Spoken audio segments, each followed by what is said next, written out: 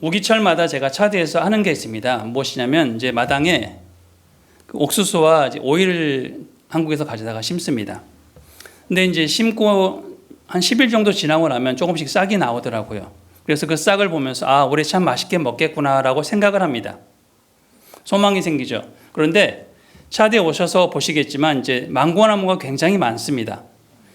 그래서 이제 망고가 2월에서 3월 달에 주로 많이 나오는데 좀 다른 품종의 망고가 있어서 제가 그 망고를 먹고 씨앗을 가지고 제 주차장 옆에다가 망고나무 자라기를 바라고 심었습니다. 한 5년 됐는데 제가 나오기 전까지 봐도 이게 잎만 무성하고 열매가 없어요. 그래서 아, 내가 올해는 결단코 이것을 잘라야 되겠다. 왜? 열매가 없으니까. 그래서 결심을 하고 있었는데 이 나오기 전에 보니까 이 열매가 맺히려고 싹이 나오기 또 시작하더라고요. 그래서 얘가 또 올해는 또 넘어가겠구나. 열매를 맺겠구나 하고 놔두고 나왔습니다. 여러분, 농사를 짓다 보면 누구나 아는 진리가 있습니다. 옥수수 심으면 옥수수가 나고요. 콩 심으면 콩 납니다. 근데 콩 심었는데 옥수수 안 나오고 땅콩 심었는데 옥수수 나오는 그런 기적은 없습니다. 자연의 법칙도 마찬가지고 신앙의 법칙도 마찬가지라고 생각합니다. 내가 오늘 무엇을 내 마음에 심고 어떤 태도로 삶을 살아가느냐가 중요하다고 생각합니다. 오늘 본문에서 바울은 데살로니가 성도들이 믿음 안에서 바르게 성장하는 모습을 보고 깊이 감사하고 있습니다. 바울이 전한 복음이 헛되지 않았던 이유는 그가 하나님 보시기에 합당한 것을 심었기 때문입니다. 오늘 말씀을 통해서 우리 삶 속에서 우리가 무엇을 심어가고 있는지를 한번 돌아볼 수 있는 그런 시간 되기를 원합니다. 사도행전 16장과 17장을 보시면 이 바울이 사역했던 빌립보와 데살로니가 사역을 이야기를 하고 있습니다. 오늘 우리가 데살로니가 전서 2장을 읽었는데 사도행전 16장과 17장을 집에 가서 읽어보시면 바울의 사역 여정이 잘 나타나고 있습니다. 바울에게 밤에 잠자는 가운데 환상 속에 마게도냐 사람이 나타나서 건너와서 우리를 도와주십시오라고 환상 속에 나타났습니다. 그래서 바울은 즉시 순종해서 빌립보로 출발을 합니다. 원래 바울은 아시아에서 복음을 전하기를 원했는데 성령께서 아시아에서 복음을 전하는 걸 막으시고 유럽으로 인도를 주셨습니다. 그래서 유럽 지역에 처음 간 첫 선교지가 빌립보였습니다. 그리고 두 번째가 데살로니가였습니다. 이 두 지역에서 바울은 엄청난 대가를 지불합니다. 그래서 오늘 2절 말씀에 보면 우리가 먼저 빌립보에서 고난과 능욕을 당하였다라고 소개합니다. 빌립보에 도착한 바울은 먼저 강가에 모인 여자들에게 복음을 전합니다. 그때 루디아라는 여자가 복음을 듣고 마음이 열려서 주님을 믿게 되었습니다. 그리고 귀신 들린 여종을 이어서 바울은 고쳐주었는데 그 일로 인해서 바울은 감옥에 갇혔죠. 그 후에 그는 감옥에서도 낙심하지 않고 찬양할 때 옥문이 열리는 그런 놀라운 기적이 일어났습니다. 여러분 아시죠? 네. 그래서 간수와 그 가족이 모두 예수님을 믿는 놀라운 구원의 역사가 일어났습니다. 그런데 사도행전 17장을 보면 바울은 데살로니가에서 또 사역을 하고 있습니다. 그는 겨우 3주 동안 데살로니가에서 머물렀습니다. 그리고서 그 머무는 동안 바울을 쫓아내기 위해서 폭동이 일어났고 바울을 도왔던 야손이라는 사람의 집이 습격을 당하고 바울은 어쩔 수 없이 밤에 몰래 도시를 탈출해야 되는 그런 상황이 발생을 했습니다. 인간적으로 보면 실패처럼 보입니다. 쫓겨났고 3주밖에 있지 못했고 교회는 이제 막 생겨나려고 하는 그런 찰나였고 그에게 또 핍박이 닥쳐왔습니다. 그러나 바울은 우리에게 이렇게 소개하고 있습니다. 우리가 너희에게 간 것이 헛되지 않았다라고 말씀하고 있는 것이죠. 우리가 너희에게 간 것이 헛되지 않았다. 왜 헛되지 않았을까요? 결과가 좋아서일까요? 숫자가 늘어나서일까요? 교회가 크게 개척이 되어서일까요? 아닙니다. 하나님이 일하셨기 때문입니다. 그래서 오늘 데살로니가전서 1장 5절 말씀에 보면 이는 우리 복음이 너희에게만 말로만 이른 것이 아니라 능력과 성령과 큰 확신으로 되었다고 바울은 말씀하고 있습니다. 하나님이 역사하시는 일은 결코 헛되지 않습니다. 사람의 눈에는 보이지 않아도 우리가 통계로 숫자로 나타내지지 않아도 하나님이 씨앗은 반드시 분명히 자라난다는 것입니다. 왜? 자라게 하시는 분은 하나님이시기 때문입니다. 여러분, 오늘 남전되어 오신 예배로 드립니다. 2025년 어떤 일을 하셨는지 경과 보고도 훌륭하게 해주셨습니다. 여러분, 지난 삶을 돌아보셨으면 좋겠습니다. 그 시간 동안 하나님은 늘 함께 하셨습니다. 여러분, 베들교회가 지하에 있을 때부터 잘 알고 있죠. 그때부터 여러분 과거를 되돌아보세요. 늘 매 순간마다 하나님이 함께 하셨습니다. 우리가 하나님의 이름으로 기도했습니다. 또 우리가 하나님의 이름으로 헌금했습니다. 또 하나님의 이름으로 중보도 했습니다. 이 모든 것이 헛되지 않았습니다. 그래서 여러분이 후원하는 선교사가 각 지역에서 복음의 씨앗을 뿌렸습니다. 여러분이 드렸던 간절한 중보의 기도가 누군가의 마음의 문을 열었습니다. 여러분의 소중한 헌금이 하나님 나라 확장에 귀중하게 사용이 되어졌습니다. 우리의 지나온 모든 삶들 가운데 하나님께서 늘 함께 하셨다는 것입니다. 하나님은 우리 눈에 보이지 않지만 늘 우리와 함께 하시고 늘 함께 역사하고 계신다는 사실입니다. 그러기에 오늘 우리는 하나님의 신실하심을 감사하며 찬양하는 이 시간 되기를 원합니다. 그 과정을 통해서 바울은 분명하게 배웠습니다. 내 삶은 내 능력을 따라 사는 삶이 아니라 사명을 따라가는 삶이구나. 내 편안함이 아니라 하나님의 뜻이 기준이 되는 삶이구나. 그래서 바울은 오늘 우리가 읽었던 2절 말씀에 이렇게 고백하죠. 너희가 아는 바와 같이 우리가 먼저 빌립보에서 고난과 어려움을 당했는데 우리 하나님을 힘입어 많은 싸움 가운데서도 하나님의 복음을 너에게 전했습니다라고 우리에게 말씀하고 있다는 것입니다. 바울은 데살로니에 들어갈 때 어떤 상태로 들어갔습니까? 빌립보에서 감옥에서 잡혀가지고 매를 많이 맞았겠죠. 그런데도 그는 밤에 잠자지 않고 찬양했을 때 옥문이 열렸습니다. 그 힘든 몸을 가지고 다음 도시를 향해 나아갔습니다. 그런데 여기서 중요한 단어가 있습니다. 2절 말씀에 하나님을 힘입어라고 바울은 우리에게 말씀하고 있다는 것이죠. 바울의 담대함은 자신이 가졌던 그 당시의 로만이라는 그 신분도 아니고 많이 최고의 학문을 배웠던 그런 지식의 자랑도 아니었습니다. 그 성격이 뛰어나도도 아니었습니다. 경험이 많음도 아니었습니다. 바울의 담대함은 하나님이 함께 하셨고 하나님 안에 그가 있었기 때문입니다.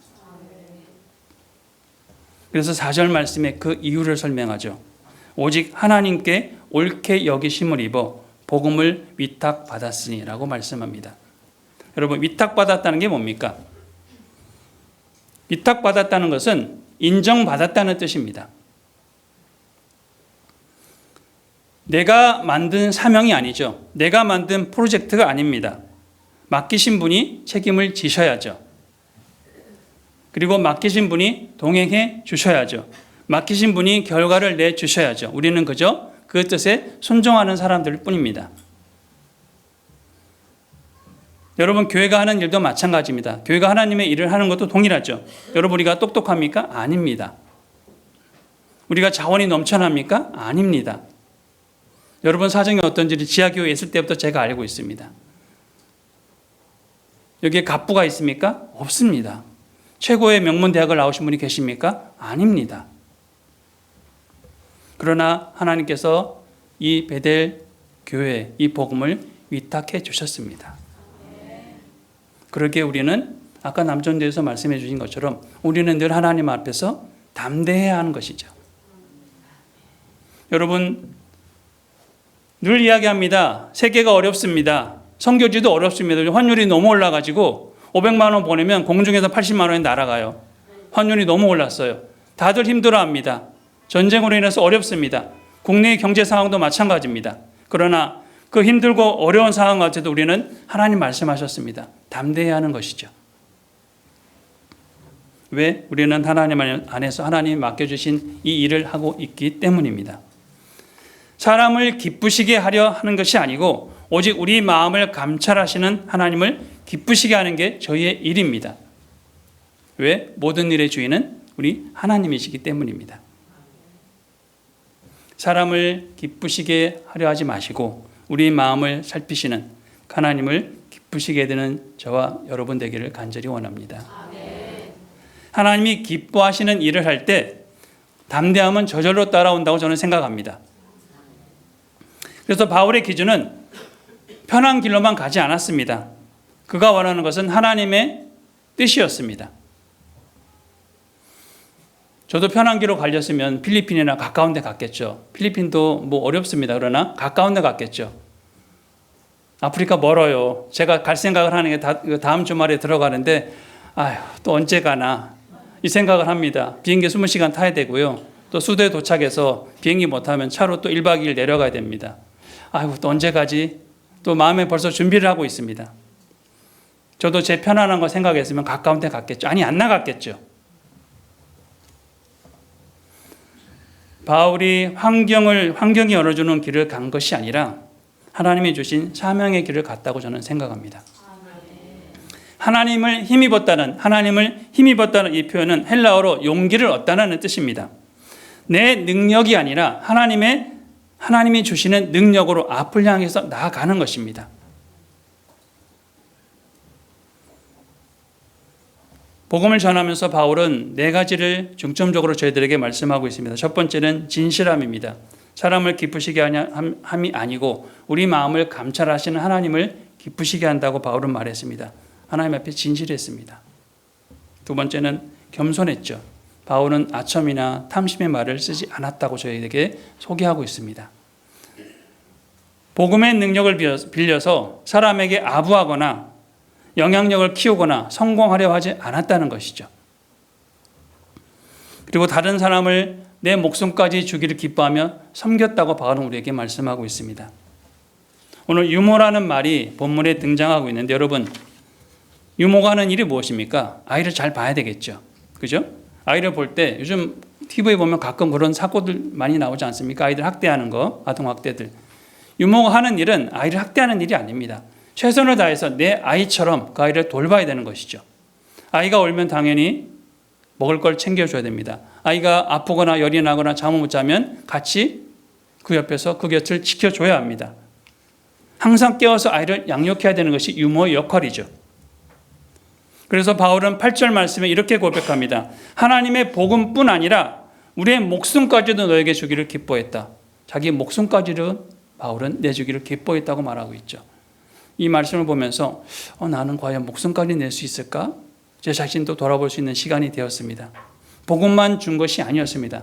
목숨까지 주기를 바울은 기뻐했다고 그렇게 오늘 본문에 표현하고 있습니다. 의무로 준 것이 아니라 기쁨으로 바울은 주었습니다. 억지로 준 것이 아니라 사랑해서 그들에게 주었다는 것이죠. 헌신은 내가 가진 것 중에 일부분, 어떤 한 부분만을 드리는 것이 아니라 내 자신을 온전히 하나님께 드리는 것이 헌신입니다. 그래서 그는 하나님 앞에 진실했고 겸손했고 또 하나님 앞에 바르게 섬겼고 하나님 앞에 열심으로 수고하였습니다. 그 이유는 복음과 하나님의 영광을 위해서 모든 것을 헌신하고 수고하면서 복음 전한 그 이유는 단 한 가지입니다. 거룩하고 옳고 흠없이 행하기 위해서입니다. 거룩하고 옳고 흠없이 행하기 위해서. 바로 이것이 복음이라고 생각합니다. 하나님의 초청은 우리들로부터 너 내가 구원해 줬으니까 너 어제 살면서 얼마씩 갖다 바쳐. 너 내가 구원해 줬으니까 네 삶 속에서 어떤 일정 부분을 나한테 헌신해. 이런 요구를 우리에게 하시는 것이 아니라는 것입니다. 그리스도의 사랑을 하나님의 생명을 통해서 구원의 복음을 주시기 위해서 우리를 부르신 것입니다. 그러기에 신앙은 저 교회 다녀요. 예수 믿으세요. 라고 말로 하는 것이 아니라 내 삶을 통해서 나타나는 증거가 바로 신앙이라고 생각합니다. 우리가 아무리 좋은 말을 해도 나가서 여러분 전도하시는 분들 옛날에 보셨지 않습니까? 그분은 정말 성령 충만해서 전도하십니다. 그러나 여러분의 삶 속에서 내 삶이 따라오지 못하면 내가 전하는 복음은 힘을 얻지 못한다고 생각합니다.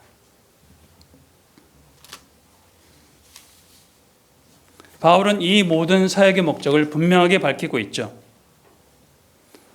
우리들이 하나님 나라와 영광에 이르게 하시는 하나님께 합당히 행하며 살기 원한다라고 바울은 분명히 최종 목적을 밝히고 있습니다.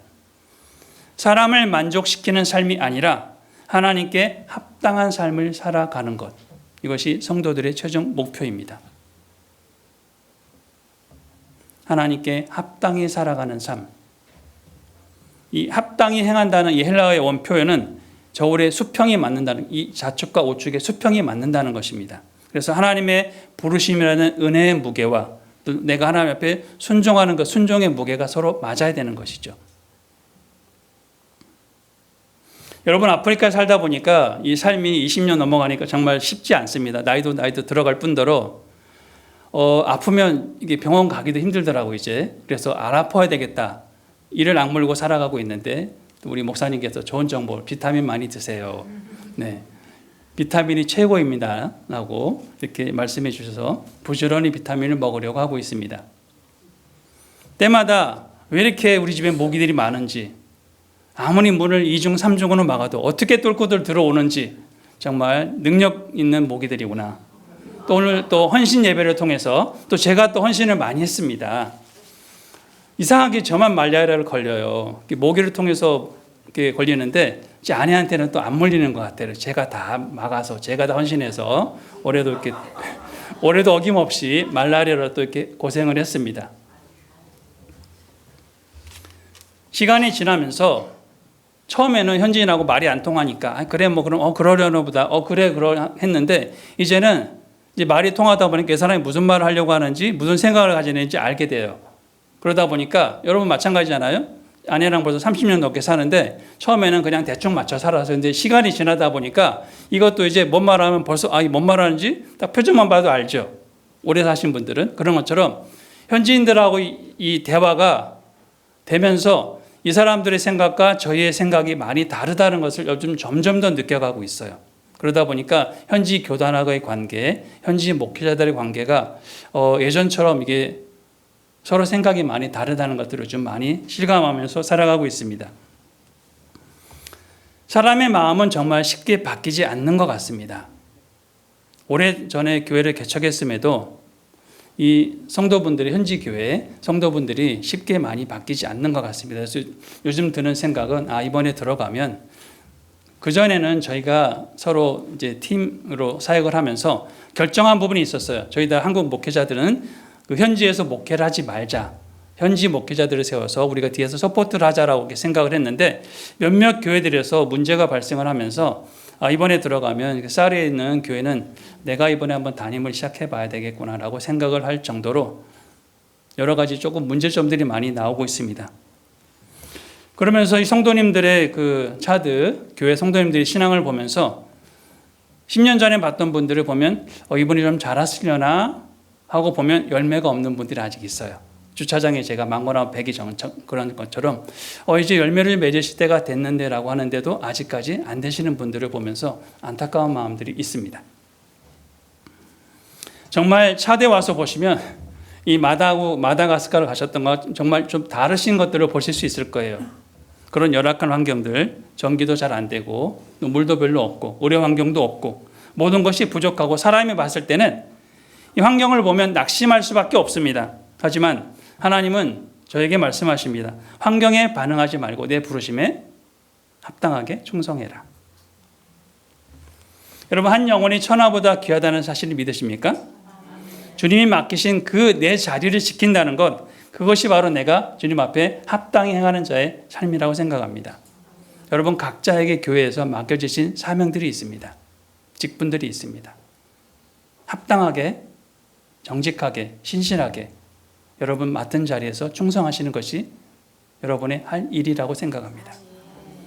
여러분, 우리는 십자가의 은혜로 구원을 얻었습니다. 이제 우리의 삶은 나의 영광을 드러내는 삶이 아니라 우리를 부르신 그 하나님의 그분의 나라와 영광을 위한 삶이 되어야 할 것이라고 생각합니다. 그래서 저나 여러분이나 사람에게 인정받기보다 하나님께 인정받기 원하는 저와 여러분 되기를 원합니다. 말이 아니라 거룩하고 흠없는 삶으로 복음을 심고 살아가는 저와 여러분 되기를 원합니다. 그러기에 그때 우리는 우리가 심은 그대로 행한 그대로 하나님 나라에서 찬란한 영광의 열매를 거두게 될 줄로 믿습니다. 주님, 우리가 이렇게 고백했으면 좋겠습니다. 주님, 제가 여기 있습니다. 주님, 제가 주님 앞에 합당한 자로 살게 해 주십시오. 이런 결단이 오늘 저와 여러분들에게 있기를 간절히 소망합니다. 기도하겠습니다. 은혜로